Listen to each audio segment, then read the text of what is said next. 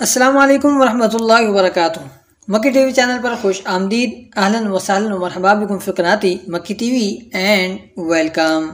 بات ہوگی کولش عثمان کی چند نئی خبروں کے ساتھ ہم حاضر ہیں۔ آپ ویڈیو لائک کیجئے، شیئر کیجئے اور کمنٹس تو ضرور کیجئے تاکہ ویڈیو کی ریچ بڑھے اور یہ فائدہ مند معلومات زیادہ سے زیادہ لوگوں تک پہنچ سکیں۔ ہماری آج کی ویڈیو کے عنوانات یہ رہیں گے: نئے شامل ہونے والے لوگ کون کون ہیں، چوتھے سیزن کی پہلی قسط کب آ سکتی ہے، وائکنگز کون ہے، سمسا چاوش کو شامل کیا گیا ہے، یہ کردار کون ادا کرے گا، اورہان غازی کے کردار کے لیے بھی نیا شخص لایا جا رہا ہے، یہ آپ کا جانا پہچانا شخص ہے، جانیے کہ کون ہے، ہم آپ کو اس بارے میں تفصیل سے بتائیں گے۔ ڈرامے میں کس انداز سے دکھایا جائے گا یہ بھی بتایا جائے گا۔ بوزداق فلم نامی کمپنی اپنے ڈرامے کولش عثمان کے چوتھے سیزن کے بارے میں آفیشلی طور پر معلومات کب سے دینا شروع کرے گی یہ بھی ہم آپ کو بتائیں گے۔ کولش عثمان کے ڈائریکٹر نے کیا ہے شاندار ٹویٹ، جانیے کہ انہوں نے کیا کہا ہے۔ تو چلیے تفصیل سے بات کر لیتے ہیں، مگر تفصیلات سے قبل مکی ٹی وی آپ سے درخواست کرتا ہے کہ اگر آپ ہمارے چینل پر نئے ہیں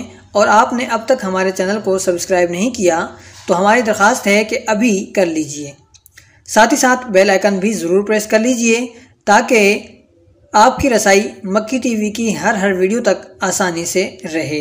کولش عثمان کے سیزن 4 کی تیاریاں عروج پر ہیں اور چوتھے سیزن کی نئی قسط کا انتظار بھی بہت بے صبری سے کیا جا رہا ہے۔ ساتھ ہی ساتھ ڈرامے کے حوالے سے آنے والی تازہ خبریں تو سوشل میڈیا پر ٹاپ ٹرینڈ کر رہی ہیں۔ اس صورتحال میں ڈرامے کے بارے میں بہت سی نئی اور تازہ خبریں سامنے آ چکی ہیں، ہم ان خبروں پر بات کریں گے۔ سمسا چاوش کی آمد بھی ہونے جا رہی ہے، ساتھ ہی ساتھ دلچسپ خبر یہ ہے کہ تاریخی قوم یعنی وائکنگ بھی شامل ہونے جا رہے ہیں، اس لیے وعدے کے مطابق وائکنگ کے بارے میں مختصر معلومات دینے کے بعد ڈرامے کے بارے میں آنے والی تازہ خبروں پر بھی بات چیت کریں گے۔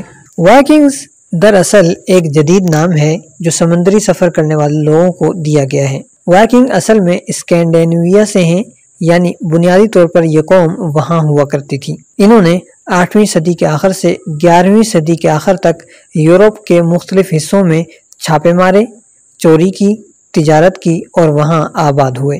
ان وائکنگز نے بحیرہ روم، شمالی افریقہ، وولگا، بلغاریہ، مشرق وسطیٰ اور شمالی امریکہ تک بھی سفر کیا ہے۔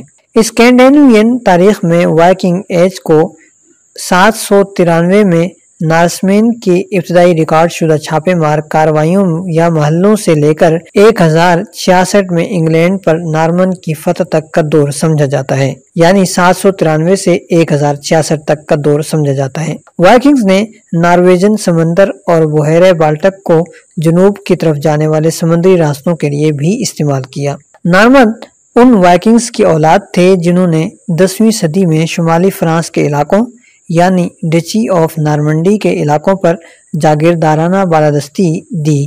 اس سلسلے میں وائکنگز کی اولاد نے شمالی یورپ میں اپنا اثر و رسوخ جاری رکھا۔ اسی طرح انگلینڈ کے آخری اینگلو سیکسن بادشاہ ہیرالڈ گورڈنسن کے آباء و اجداد ڈینش تھے، یہاں تک کہ 2 وائکنگز انگلینڈ کے تخت پر بھی براجمان ہوئے۔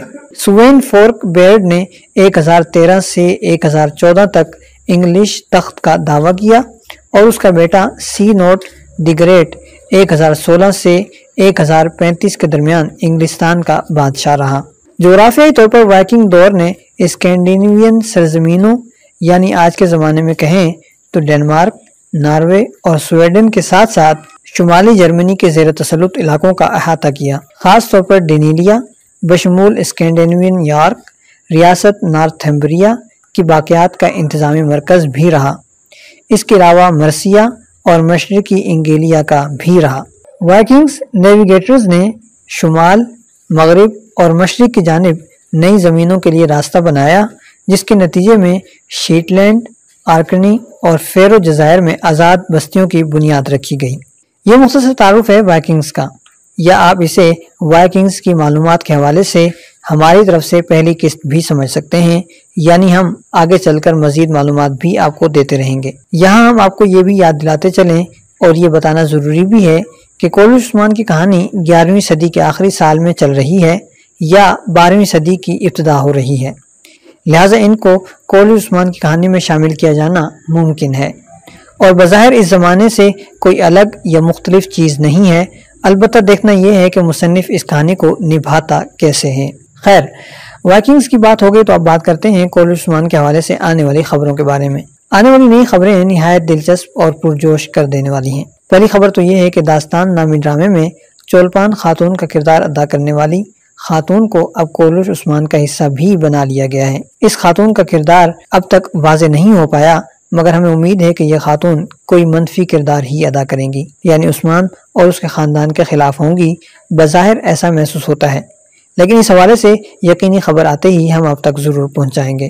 دوسری خبر اس خبر سے بھی زیادہ دلچسپ ہے اور جوش و جذبہ بڑھا دینے والی ہے، کیونکہ یہ خبر ہے سامسا چاوش کے بارے میں۔ جی ہاں، سامسا چاوش کے بارے میں۔ آپ کو یاد ہوگا کولش عثمان کی ابتدا میں ہی سامسا چاوش کو لایا گیا تھا۔ پہلے ہی منظر میں جرگے میں کی جانے والی گفتگو، گندوز اور دوندار کو دیے جانے والے منہ توڑ جوابات، جذبات کی آتش پر پکے خیالات، بھاری لب و لہجہ، جہاد، زندگی کا مقصد اور تلوار سے شادی اور شہادت کو بارات قرار دینا، یہ سب مل کر جوش و جذبے کا وہ طوفان بنے کہ کولش عثمان کے ہر دیکھنے والے کا دل گرما گئے، اور ساتھ ہی ساتھ کولش عثمان کا یہ کردار سب کے دلوں میں گھر کر گیا۔ اگلے ہر منظر میں سامسا چاوش کا یہ کردار اپنے قول پر کھرا اترتا نظر آیا، پھر جہاد کی تیاریاں کرتے ہوئے قرآن کی تلاوت ہو، یا پھر جنگ کے دوران اللہ اکبر کے بھاری بھرکم نعرے ہوں، تلوار بازی ہو یا پھر تیر اندازی، شہ سواری ہو یا پھر جنگی تربیت کے کھیل، اس کردار کا ہر کام تیر بن کر دل میں ترازو ہوتا گیا، اور یہی وہ چیز تھی جس نے آگے چل کر اس کردار کو وقتی طور پر غائب کر دیا۔ ناظرین کی سامسا چاوش کے لیے پسندیدگی انتہا کو پہنچی۔